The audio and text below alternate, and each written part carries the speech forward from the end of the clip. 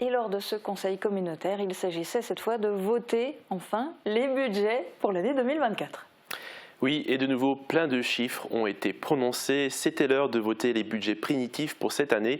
Le détail de toutes les sections de chaque budget a été donné lors du conseil, mais je vais vous épargner ça et vous donner que la balance générale. Vous serez aidé par quelques petits tableaux qui vous donneront les montants exacts.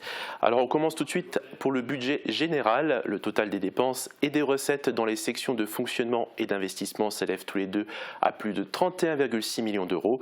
Et l'exercice se finirait par un excédent, donc de manière positive, de plus de 3,5 millions d'euros.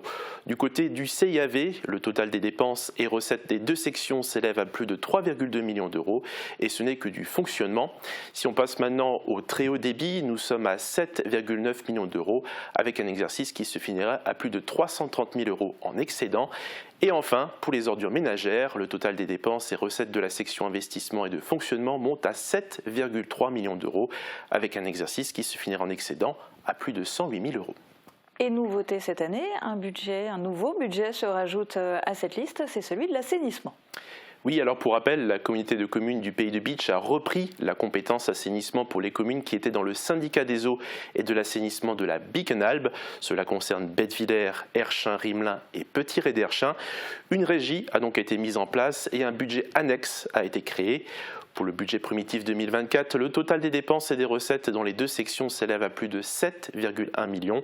Petite note concernant le budget principal, pour le prochain passage de la flamme olympique, le 27 juin dans le Pays de Bitche, la Comcom investira 127 500 euros pour cet événement. Encore des chiffres, mais cette fois des pourcentages. Oui, on commence tout de suite avec la taxe d'enlèvement des ordures ménagères qui a été votée à 18%, le même que celui de l'année dernière. Il en va de même pour les taux d'imposition qui restent inchangés par rapport à 2023. La taxe foncière est de 1,35% sur les propriétés bâties, 9,43% pour les non bâtis, la cotisation financière foncière des entreprises à 20,35% et la taxe d'habitation, elle aussi, reste inchangée à 8,89%. Pour ce qui est de la taxe GEMAPI, celle-ci, je le rappelle, est affectée aux actions qui concourent à la mise en œuvre de la compétence de gestion des milieux aquatiques et de prévention des inondations. Donc la GEMAPI, elle a été renouvelée à 310 000 euros. Et avec l'arrivée de la régie d'assainissement, un nouveau tarif entre en vigueur. Oui, le Conseil communautaire a institué une redevance d'assainissement collectif. Une partie sera variable, donc une partie du montant sera variable, et une autre fixe. Je m'explique. La partie variable du montant est déterminée en fonction bien, du volume d'eau prélevé par l'usager sur le réseau public de distribution ou sur toute autre source, et que son utilisation produit un rejet d'une eau usée collectée par le service d'assainissement. Et la partie fixe de ce montant est calculée pour couvrir tout ou une partie des charges fixes du service.